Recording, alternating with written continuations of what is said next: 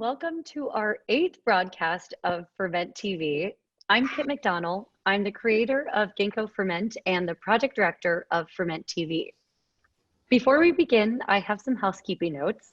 Per usual, this session is being recorded so that we can share it online. We welcome and encourage audience participation in the chat and Q&A boxes throughout the conversation, which you can find at the bottom of your screen. So please don't leave your questions to the very last minute, as we'd like to allocate as much time as possible to them. And also don't forget to upvote and comment on questions that resonate with you. We love this type of audience participation. And finally, stick around until the end, where I will return to preview next week's broadcast. For those new to Ferment TV, we're an experimental space for virtual gatherings by Ginkgo Bioworks, created in partnership with London-based agency Faber Futures. We're foregrounding multimedia storytelling from the world of synthetic biology. You're currently tuned in to our launch series. You can visit ferment.tv to learn more about our platform and go to our YouTube channel to catch up on previous conversations. Today, we're focused on the theme of thriving, working together to live well together. I'm thrilled to welcome our speakers, Lisa White, Elliott Montgomery, and Chris Woebken, in conversation with Natsai Chieza. This conversation was originally supposed to air in early June, but we postponed it in solidarity with the Black Lives Matter demonstrations taking place across the country and globally. I'd like to reaffirm Ferment TV's commitment to doing our part in dismantling systemic racism and continuing our support for demonstrators who continue to fight for equality. We started off this launch series with episode 1 titled Visions for Biotech 2030, and we firmly believe that better visions for the world must be set in motion today. Thus, today's conversation will focus on how we can apply prediction and speculation to creating, enabling, and realizing those better visions. And to introduce our speakers, Lisa White, a long-term trend forecaster and future thinker with over 25 years of experience. Lisa White is an expert in lifestyle and design trends. Her industry knowledge, creativity, and sharp eye, combined with her global outlook, drives WGSN's future innovation and macro trends, as well as the lifestyle, design, and product development forecasts. Her insights have landed the pages of numerous publications, including the Wall Street Journal, Le Monde, Corriere della Sera, and the South China Morning Post. Lisa was head curator and creative director of the 2019 International Design Biennial in Saint-Étienne, France. The Extrapolation Factory is a design-based research studio for participatory futures studies founded by Chris Woebken and Elliott P. Montgomery. The studio develops experimental methods for collaboratively prototyping, experiencing, and impacting future scenarios. Central to these methods is the creation of hypothetical future props and their deployment in familiar contexts, such as the 99-cent stores, science museums, vending machines, and city sidewalks. With this work, the studio is exploring new territories for democratized futures by rapidly imagining, prototyping, deploying, and evaluating visions of possible futures on an extended timescale. Chris Woebken is an artist, educator, and co-founder of the Extrapolation Factory. Chris earned his master's degree in design interactions from the Royal College of Art in London.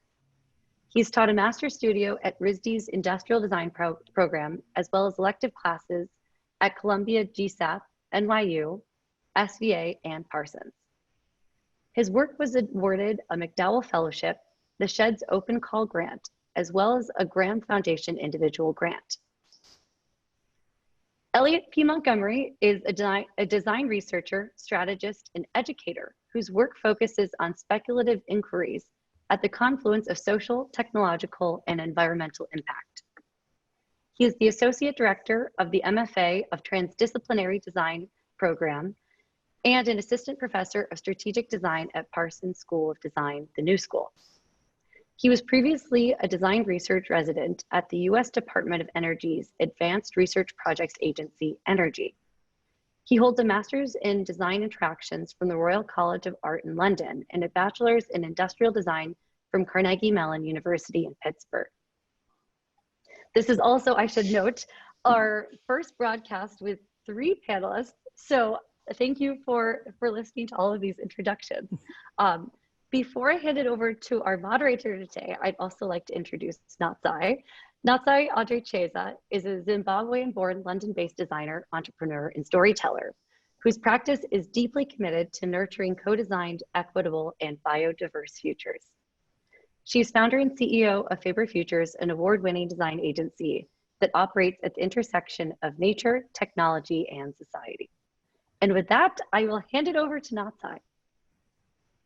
Thank you, Kit, for brilliant introductions all around. I'm so excited to be able to speak with you, Lisa, Chris, and Elliot. And I thought we could start by unpacking what is future studies, what does it entail, maybe a little bit about how you all found your way into it, and perhaps some sort of historical insights into its origins and as it relates to your respective practices. Lisa, would you like to go first? Sure. I mean, I fell into trend forecasting, which is what we've been calling it for a long time, completely by accident. I wanted to be an archaeologist as a kid, but ended up going to the School of Foreign Service at Georgetown because I was interested in international studies. Came over to Paris, had a job, didn't like it, and I got interviewed for some, by a trend forecaster named Lee Edelcourt. And I had no idea that this existed, the idea of predicting the future. And during the interview, number one, she asked me what my sign was, which I found very surprising.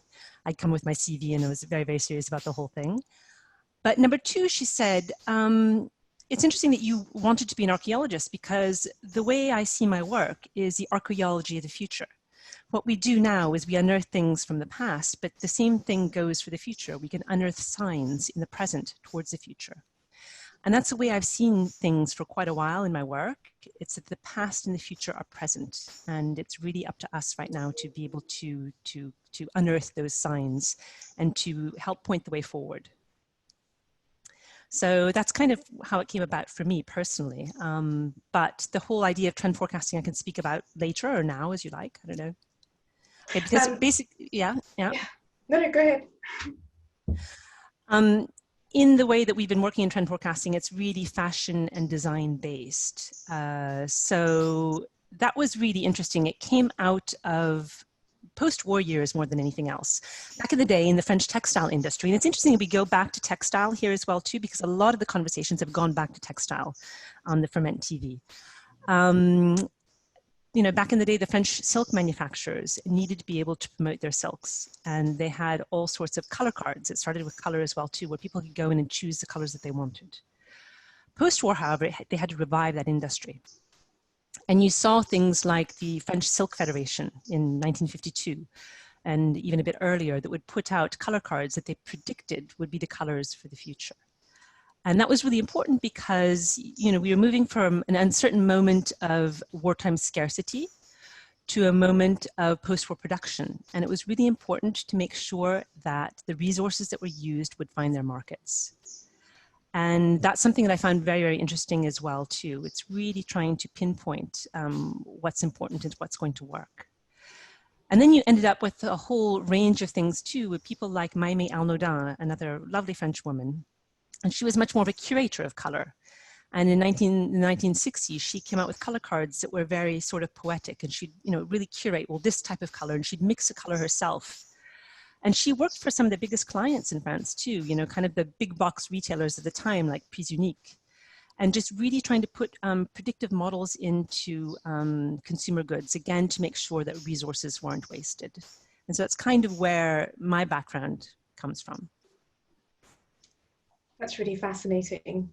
We have so much to get into around that.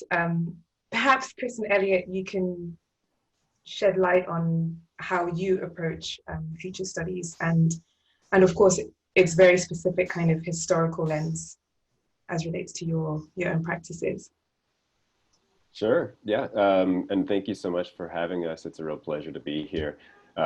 Chris and I will kind of ping pong back and forth to get to the point here, but for us and in our practice, we've been working together as the Extrapolation Factory for 8 years now. really kind of taking a slightly different approach than Lisa, moving away from any notions of prediction and really expanding the number of possible visions of futures that we as a society can imagine. And what's really important for us there is that we're kind of democratizing this act of envisioning what could be, instead of saying this is what it'll look like, saying what if it looked like A or B or C or D? How do we feel about that? What is it like when we start to visualize, experience these hypothetical fictions, and through the embodiment of these kind of fictions, are we able to reflect on how we process the world differently today? Chris, maybe you want to jump in with some of the history of future studies. Yeah, we've been building on, and we've been building on kind of these tools that have been developed in foresight strategies and kind of futures, design futures, but most of this grew really out of, in a way, out of strategy work that was trying to building on military strategies, for example, the Rank Corporation, and kind of the work that happened there to kind of build on scenario planning. And of course, the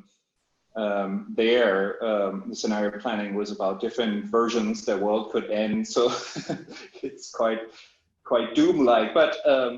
But a lot of this work later on went into bigger industry, for example, like Shell and like oil companies at the time were really modeling, kind of starting to think about impact of like their industry. But then also these kind of tools that have been developed were strategic tools, but we really felt that they have been definitely been adopted by the design industry and by design companies and by policymakers and so on. And now, we've been going to an art school and we've been learning about these approaches at the intersection of experimental product design and kind of thinking about new ways of engaging, new roles for engaging as a designer. So kind of thinking not just about engaging with science, but also how do we engage potentially as designers, not just within industry, but within government agencies and so on. So, and then to come back to what Elliott and I have been really focusing on and what we've been trying to, what we've been trying to explore with the practice is really to try to make these approaches accessible to everyday people, because we really think that there's so much more than just one future and prediction, but we really want to expand the spectrum of what's possible and really create a space for negotiation and diverse kind of expressions of what could be possible for people to get excited about or to really be able to navigate. This is really fascinating, and I find it so striking that, Lisa, what you're talking about is an industry that really emerged after conditions of war and scarcity. And Chris and Elliott, you're talking about a certain framing of it that was in response to the anticipation of more war and more scarcity. So that's really interesting. The tools, this episode is called Tools for Futuring, are also something that I want us to sort of explore. According to the business of fashion, today billions of data points can help fashion brands better predict trends in a way that can basically make or break a business. But I'm interested in this hazy space between sort of forecasting and prediction. Forecasting feels a little bit more open to possibility, whereas prediction feels somewhat more absolute. And maybe I'm wrong about that. I'll be interested to hear what you guys think. But you know, in the context of sort of big data and analytics, how much are we really now in the realm of prediction, or in the realm of absolutes? perhaps the wider question is how big data is starting to interact with the times of the kinds of timeframes that you're used to working with for future forecasting, Lisa. And then these engines that are generating this big data, do they limit who gets to think about the future? I don't know who wants to go first. Lots of questions, but maybe we can explore. No, there's a lot going on there, which is great. And we'll get into all of that right now, I think, too. It was interesting. I was listening to an interview this week of a woman named Margaret Heffernan. And she talks about the fact that she's a businesswoman, basically. And she says that basically the best business analysts in analytics can really only predict about 400 days in advance at this point. So the data, the analyst, is 400 days. So, and they're sure that they can have a pretty good prediction, if you will. When we work anywhere from 6 months to a year to 2 years to 5 years to 10 years out, because that's where it gets really interesting. That's where it can intersect with the type of work that Elliott and Chris do, because it's using imagination, creativity, people to have conversations about what the future can look like. And that's kind of what we do at WGSN. We call it collaborative analytics, if you will. So we have our own data. We do research on data. We do a lot of field research too, and customer interviews and a lot of observation. And that's what trend forecasting was based on in the very beginning, was observation, first-hand experiences. And of course, that's limited to the observer, that one person and their point of view. And we can talk about that later. I know we're going to be talking about open sourcing and opening it up to many more points of view. But what I think about it is really interesting here too, is the fact that feelings are increasingly important in predicting what the future is going to be like. And feelings are data, basically. They're biomechanical mechanisms and they can be pinpointed. So all that touchy-feely fuzzy stuff like you were talking about is actually very, very important. Because you can put data and feelings and people together in a room and kaboom, you come up with the most amazing ideas for the future with the people who are going to be living in it. And I think that's one of the most inspiring things that's out there when you're talking about, yeah, who gets to invent the future and how.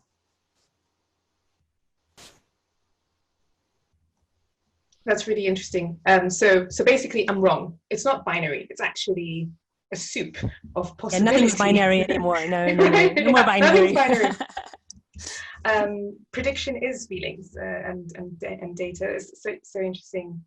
Yeah, feeding the data. Elliott and Chris, what do you think about that? Yeah, I think with the most recently also with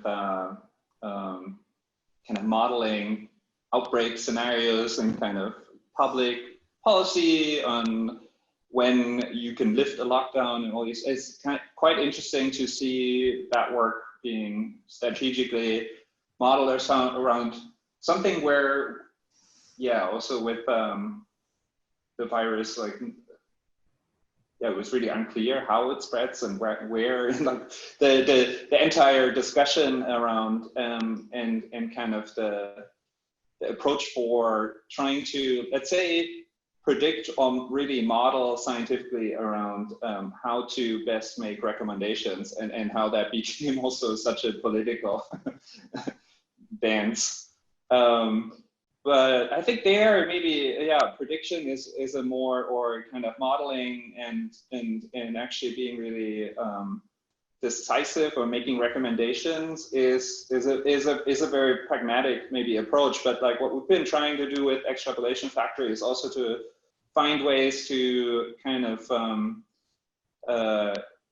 to come back to the idea of the spectrum, to really be able to kind of open up like people that participate in our workshops or in our activities, sessions. What we try to enable is that they come in with a preconceived notion of what they would like to see, or what they were always, what they thought might be something that they want to see in the future. But really, like, for example, if we've done this project at a public school here in Bushwick in Brooklyn, with fifth graders, and we kind of asked them in the beginning of the workshop to popcorn out like ideas of like future visions that they would like to see.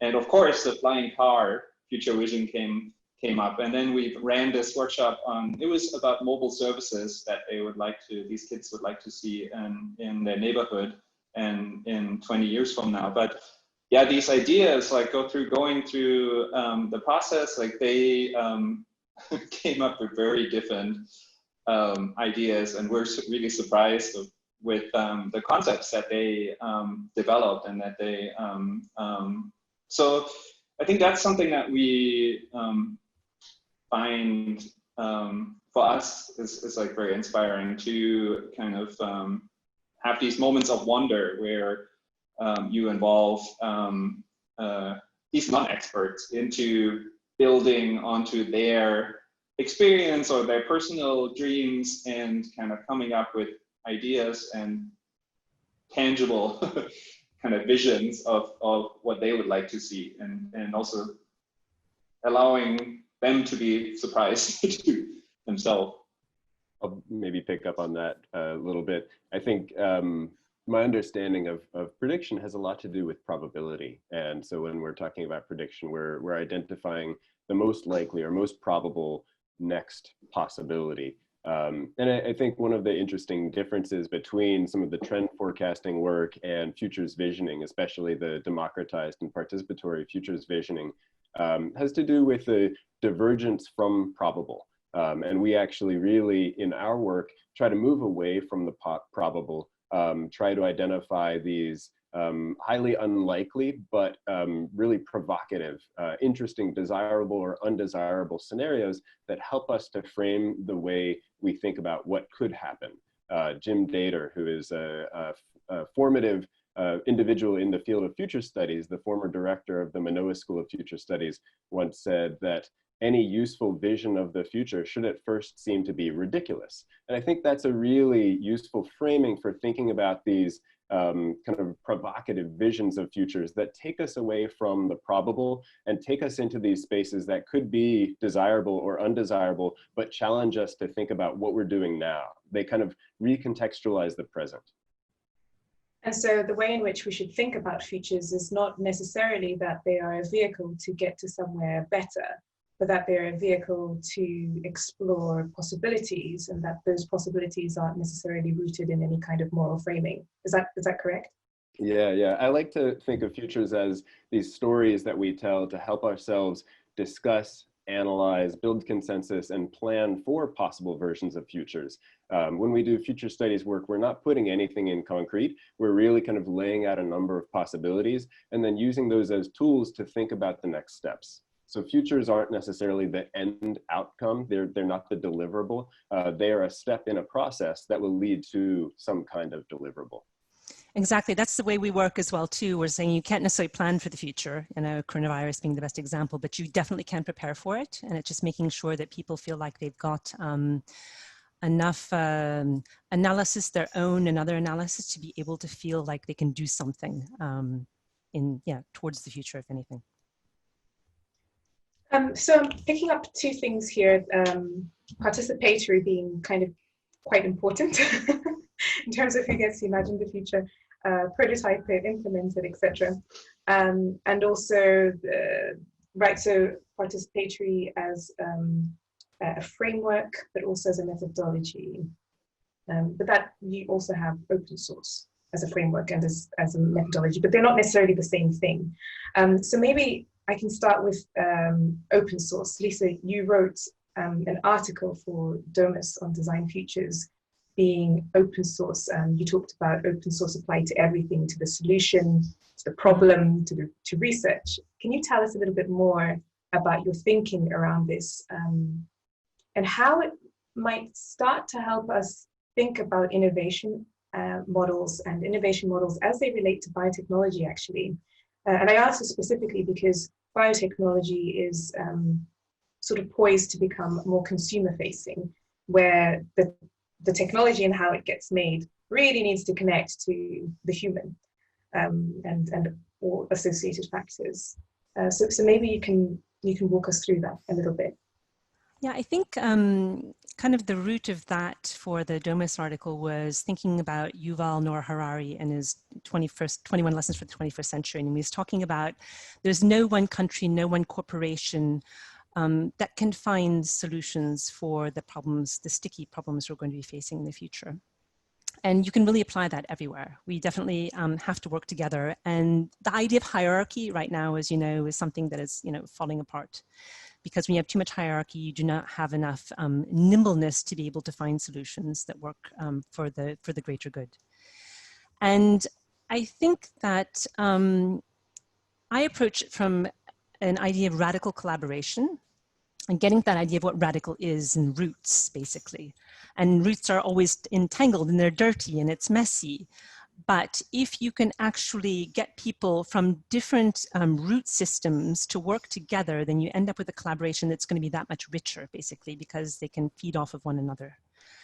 And I think in biotechnology, that's definitely the case as well, too, because, it's people you've invited to these different discussions on Ferment TV. They come from all sorts of different backgrounds because you need that many different angles to be able to create something together. And one of the things I loved a lot, Natsai and I were at Design Indaba this spring, just before the lockdown. And there was this great presenter, Manu Prakash from Stanford. And he was talking about and presenting citizen science. And he said, the future is going to be about citizens working with scientists because we need that much more information from all over the world. We need to, implicate everyone. And he had these great fold scopes that he's created, which are these microscopes made out of, cardboard and a little bit of plastic, that school children or grandmothers from all the world could bring in data and information about what's going on with mosquitoes and malaria, what's going on with biodiversity and conflict zones. And that really was very, very strong for me in realizing that we need everybody to be working together to create the solutions for the future. So that for me is what open source is. Brilliant. Sorry, I'm just... I can pick up a little bit on some of the participatory side. Yes, please do. My screen just blacked out. Okay. You're still there though. You can see. okay, good. So when Chris and I think about participatory work in our practice, constantly we ask ourselves what the metrics are to understand whether we're doing the work that we think we're doing. And really it comes down to understanding what the objective is. For us, really our objective with the Extrapolation Factory is to develop new approaches and to help people build their own agency around futures and narratives of futures and future building, future creation. And for us, it's really important that the output of the work, the energy that we're putting in ends up going to serve and to better the participants who are part of this process. So when we do projects, oftentimes we'll sit down with folks after the end of the project and just try to get a sense of how their mindsets have changed around their relationship to futures, to stories about possible futures, and to relationships with some of the dominant organizations and companies and governments that have kind of impacted and driven visions of futures for decades in the past. Yeah, for example, with, oh yeah, please go ahead. Oh, no, you go, it's fine. Yeah, we're in a project where we work with well, participants in Flushing in Queens, a very diverse, mostly like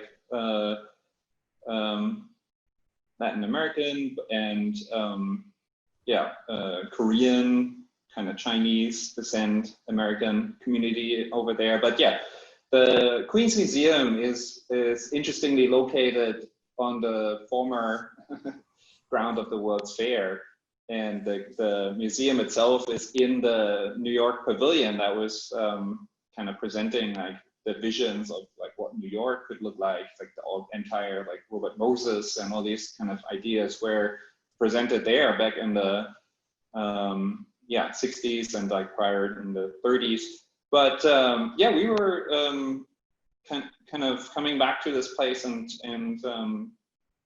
trying to work with the local community to provide more or less just a framing of finding ways to not just envision, but live out these futures that they create. So, and that's something that we've been continuously trying to, we never perfected it. It's always shifting, always changing, but we're always experimenting, and we're trying to find ways of including stepping for us to step back and rather provide the space and kind of maybe present these kind of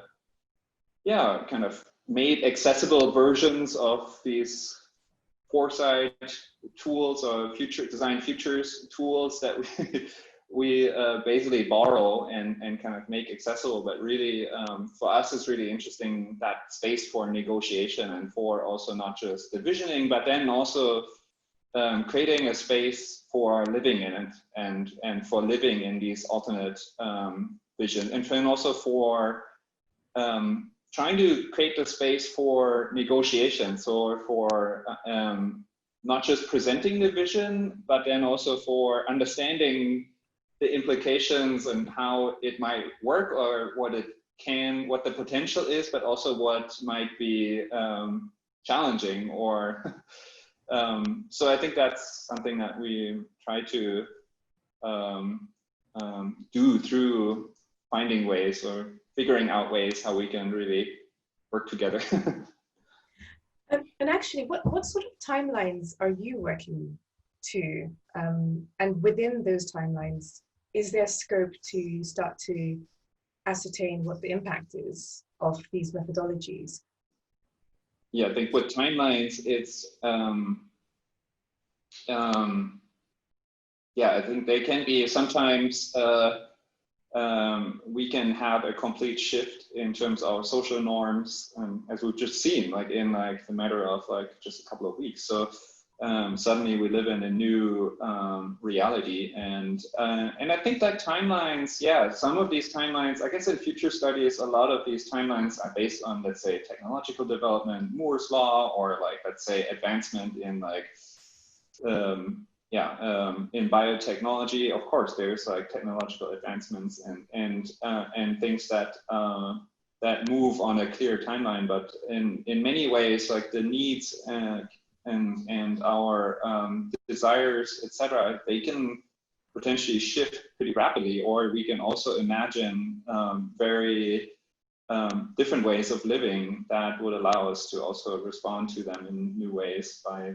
Yeah, so I think the timeline, in a way, is not as important in the imagination part, and it's more a technological factor. In the field of future studies, oftentimes the phrase time horizon is used. And I think that's a really beautiful metaphor. It kind of alludes to this notion that at some point we cannot see beyond the curvature of the earth, right? It's the point at which we can no longer see what's coming next. And when we do workshops, we invite folks to think about the various time horizons that feel right to them. And so one person might be able to imagine this really audacious vision of a future, and they'll say, this is 10 years out. This is a 10-year time horizon. And another person might say, this is a 50-year time horizon. And I think that really speaks to the difference in perspective that those two people have based on the other touch points, perspectives, biases that they're surrounded by. And so time horizon is very much a personal thing. But I think this idea that we all kind of share our time horizons through conversation in these workshops ends up kind of softening the time horizon. And like Chris said, it makes the time horizon as a specific number less important. And what's more important is the types of change or transformation that we can envision together. And of course, you wrote a book about this. Do you want to tell us a little bit about that, and actually to what extent you feel, I mean, it's pretty iterative, but what would you put in it today that it didn't have in 2016 when it was published? Right. So 2016, Chris and I were very excited to try to open source everything that we had learned through many years of running our practice. And hopefully, what we were attempting to do was helping other folks run their own participatory design futures workshops that might build off of something that we had learned in our process. Not to say that we were the the holders of the Holy Grail, any types of keys of knowledge, but rather just to say, here's what we've found, we've learned, and we'd like to share what we've got. Since we launched the book, we've had countless folks reach out to us saying, oh, they ran a similar workshop halfway around the world in Singapore or the Philippines or in Seattle or any number of places. And every one is different, and it comes with its own DNA and wraps its own perspective and culture and nuanced notions of time into the workshops. It's really a beautiful kind of sharing of ways of working. Since we launched the book, we've really put a lot of work into the leveraging of improvisational acting and role-playing, simulation, and building these kind of lived hypotheticals. So the last project that I think Chris might have mentioned, it was a project that we did with a group of individuals who had really interesting and unique perspectives on city parks. We ran this workshop with about 25 folks who are coming from backgrounds in landscape architecture, urban design, one person who is working in the New York City mayor's office, people who are working in synthetic biology, ecology, journalism, and futurism. And we invited those folks to envision these scenarios for possible futures that might depict different ways that our common green spaces could work, and then to manifest them as a lived space in a public center in New York City. So over the course of a day, we went through 9 different scenarios and had the participants kind of act out improvisationally what might happen in the case that their vision of a future might become a reality. And then we stepped back and held a roundtable discussion inside this physical simulator that we built to talk about how we learned from the embodiment and to think about how we might take some of these practices back into each one of our own disciplines, fields, and areas of work. And how long is that engagement? So every one of our projects is really bespoke, and it's tailored to the demand and availability of the folks that we're collaborating with. In this case, we brought everyone together and held a workshop that was roughly a 3-hour-long collaborative discussion and then dinner, and then came back about 2 months later after we'd had time to kind of all sit and really think about and digest these scenarios, and came back for another several hours to role play through each one of these scenarios.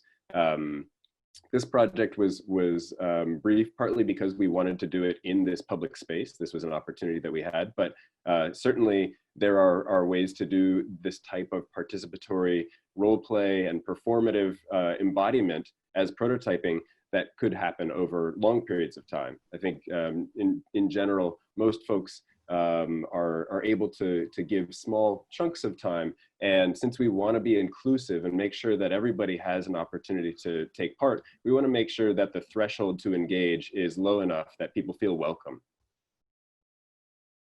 That's really interesting. So I'm just looking at our Q&A, and we've got some cool questions. But before we segue into that, I wanted to ask Lisa about a very specific article she wrote on March the 3rd, which was shortly before the world went into lockdown.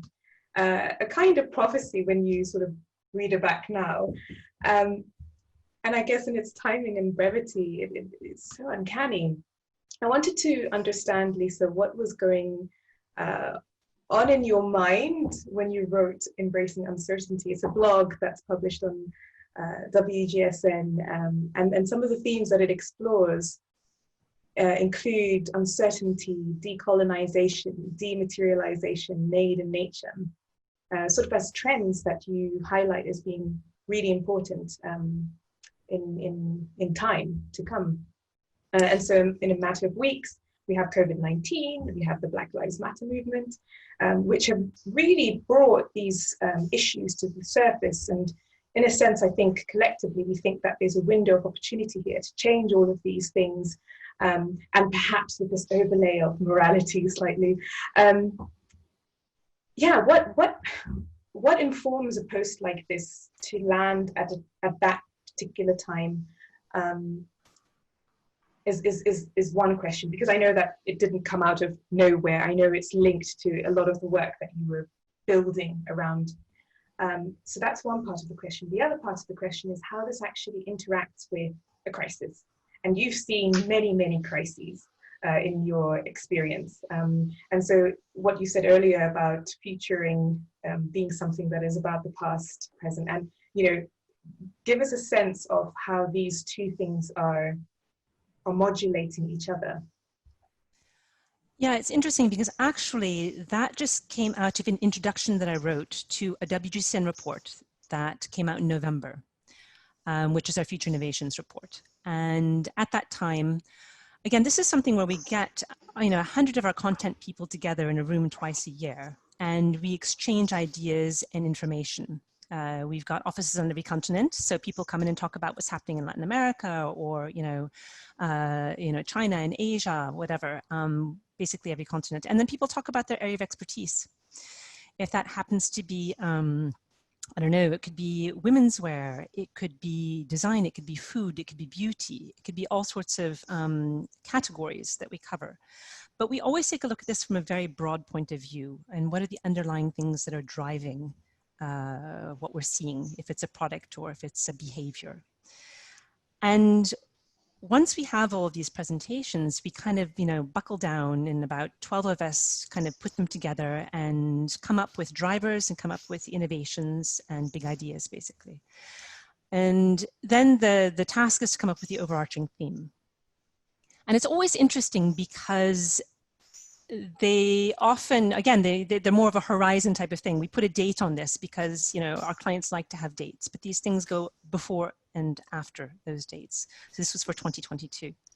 Systems Not Stuff was something that we had spoken about for next year, 2021, and the change of systems that was necessary. So embracing uncertainty was really about, we all came in, we were just like, we just feel the world is in so much flux and there's no clear direction and where things are going, and we talk about going into the D, basically, degrowth, decolonization, the undoing of things, which was very necessary before you go into the pre, basically. So embracing uncertainty was just a way of saying things are uncertain, but we need to figure out what we're going to do with that. What are the innovations that are going to be coming out of this, and how can we let them happen and encourage our clients to let them happen? Because when people have too much of an idea of certainty, they become too rigid and they don't allow for any leeway, creativity, other voices to come in. So it was really very much that message. And again, things are no longer binary anywhere. And that was, quantum theory really helped with that in quantum computing, which, fortuitously happened last year. And that was a great metaphor for us as well. But what happens with these type of reports too, and they come out, quite early, and again, we talk about things that we've been speaking about for years, like biodesign, as you mentioned, in working with nature, and speculative futures. I mean, that is something that we find so important, and Chris and Elliott's work is something that's been something has been on our radar. We've embraced for a while, because they are really on the turf about what's going to be happening for the future. And that's super important. And in this particular report, we focused on Superflux and their video, which was called Mitigation of Shock, and using speculative design to imagine the lives and living spaces of Londoners in a world transformed by climate change, where you're basically living in your flat. There's social unrest outside. You can't go outside. You're growing your own food, basically on like IKEA shelves. And in the bookshelves, there's a book called Pets is Protein. So it's quite dark, and if we've got a client that makes women's underwear, maybe they're not ready for that. But, our job is to put these things out there so people are prepared to know what the future could look like.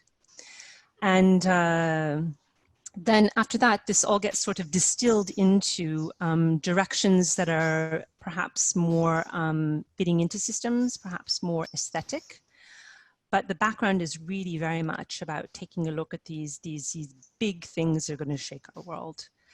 And yeah, embracing uncertainty is something that's going to go well beyond 2022. And I think there's a second part that you wanted to ask. So the second part was how a curveball like the COVID-19 crisis interacts with these sorts of ideas, and I suppose it's, on one hand, I'm sort of wanting you to tell us what else is next. However, what I'm actually asking is, given the experience you've had with how crises interact with whatever it is that you're working on, I'm thinking of 2008, do you have any insights about how COVID-19 as a force pushes us one way or another, and at what speed everything changed and yet nothing changed, right? Yeah, I think what we've been talking about is like the fact that it's accelerated a lot of changes that we have put out there, if you will. It can be something as simple as the acceleration of loneliness. There's a lot of people who feel lonely, and the whole coronavirus accelerated that as well too. So how can people step in to help mitigate loneliness? I mean, that's something that needs to be addressed. It could be talking about the importance of home. And throughout coronavirus, we were talking about before the home hub, and anything you could do outside the home, you can do inside of the home. And obviously now, even more so, the home has become the center of everything. It's become a cave, and it's become a sanctuary. So we're seeing those as accelerations, if you will. But again, the only constant is change. And this feels a little bit different because it prepared the world in a way for something that we all shared. The 2008 crisis was stronger in certain countries and had implications in other countries, okay? But coronavirus is the first time where basically the whole world was locked down at some point or another. And somehow I think that is leading to a shared experience in which we can be open to other shared experiences, which is important in this age of nationalism and where people thinking just about their own, local situation.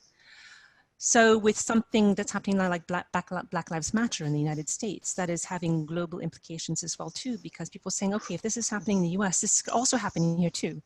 So what can we do to help fix structures and systems that are in place in our country to basically take a page what's happening in the United States before things become super critical in other areas. So I think that the whole idea of coronavirus has meant that we have become more empathetic and more open and more willing again to open source.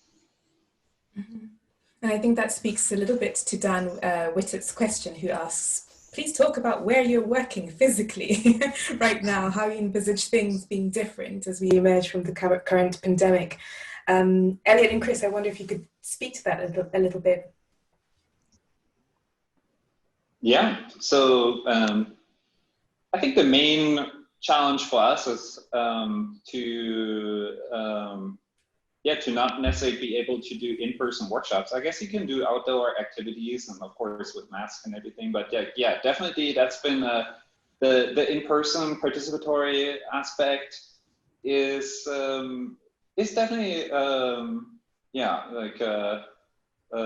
a challenge right now. And like working from home, of course, is no problem. But yeah, there's like, with especially when you work with people and you collaborate on, or you're thinking about role playing out, like we have to think about how do we do that safely with people, and how do we create also shift our practice to really adjust for continuing to really embrace that, but also allow for for that to be safe. I think that's a real challenge from our side.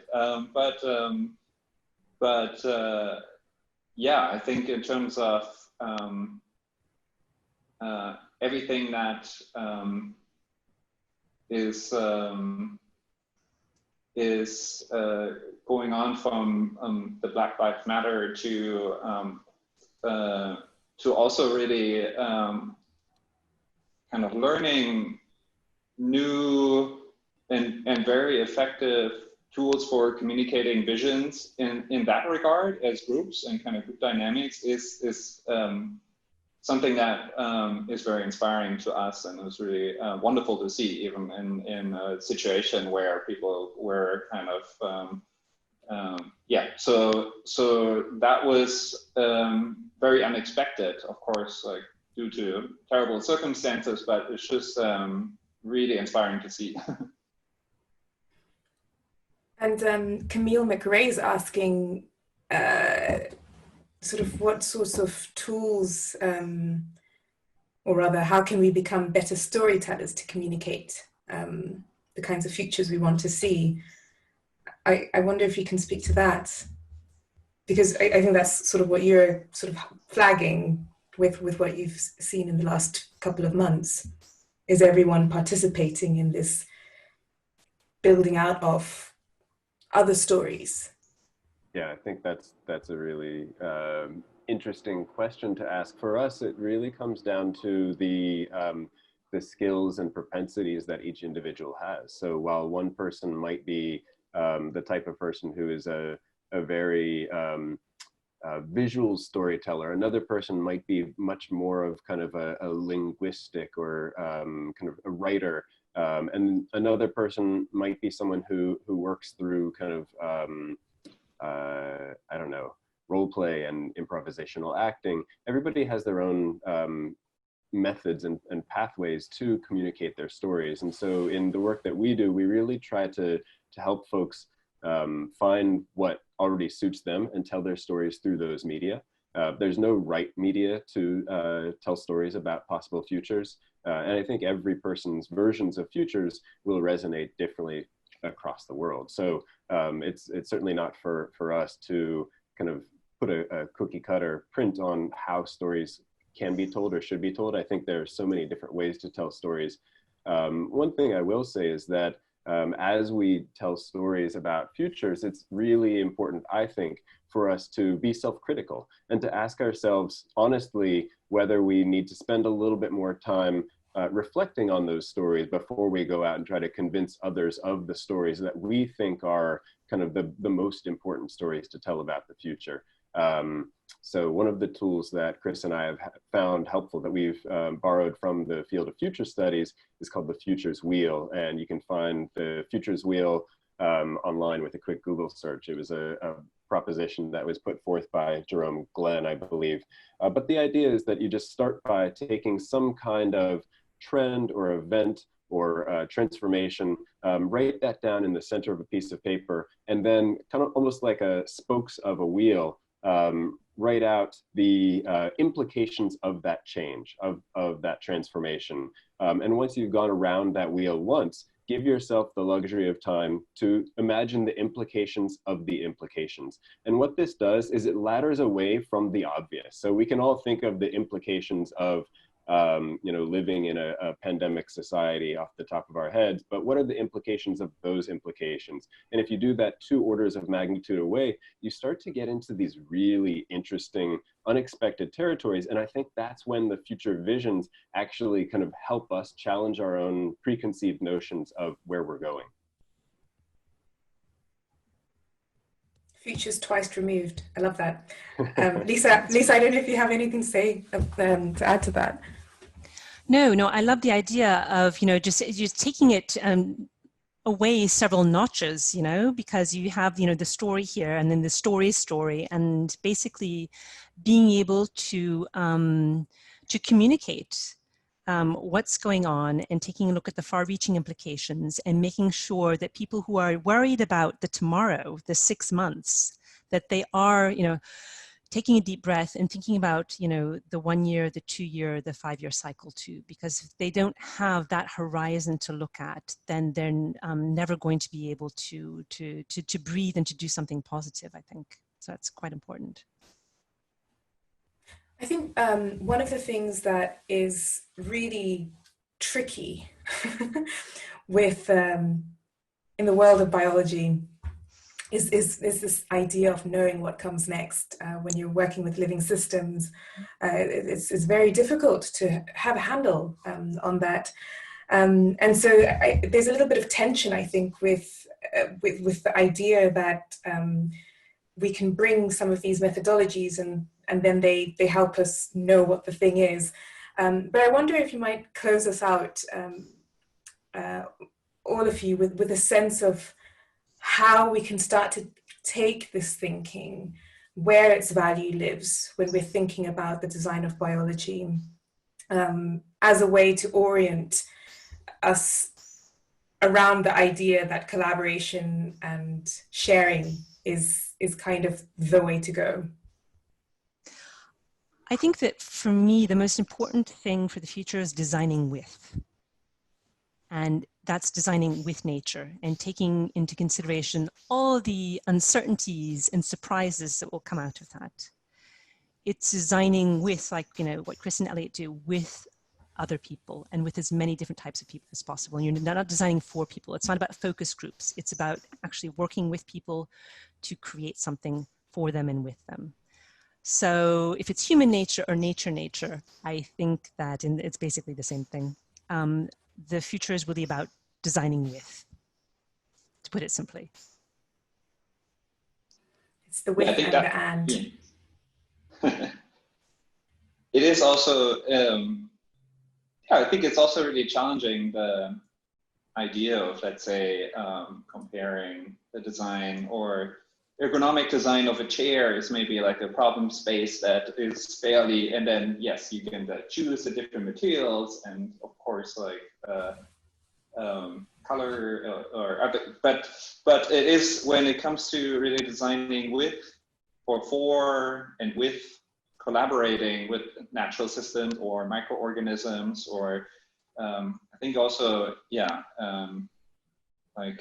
well, visiting the foundry at Ginkgo and like hearing like the engineers there talk, or the design, well, organism designers also talk about like their process. It really also embraces the idea of kind of the evolutionary process and the open-endedness of the design. It's not as like really purpose, like, yeah, like purpose-driven, but there is always kind of chance and the kind of effectiveness is like this goal. It's not like a clear path to the goal. I think it's really challenging to and requires that sort of collaboration there as well. So to find something that is new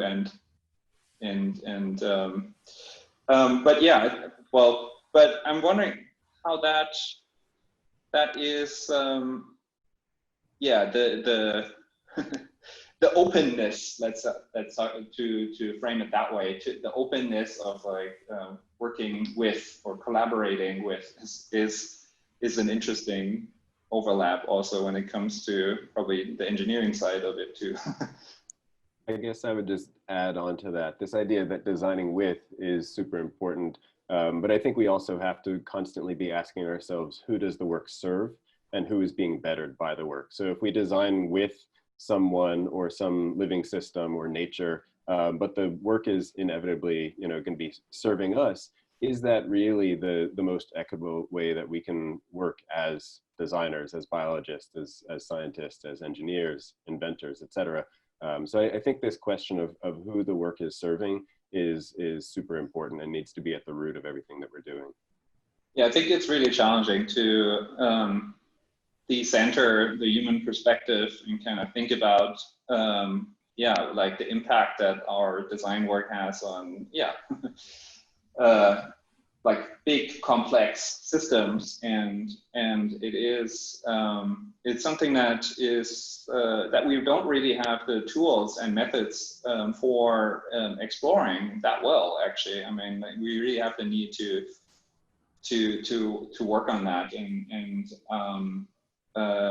yeah, that's why experimental design is just a really open field, and there's a lot more to be explored, because yeah, I think that's something that it's a rich field, and there's a lot of new experimental approaches that can help us really to enter different ways of thinking and different ways of like approaching also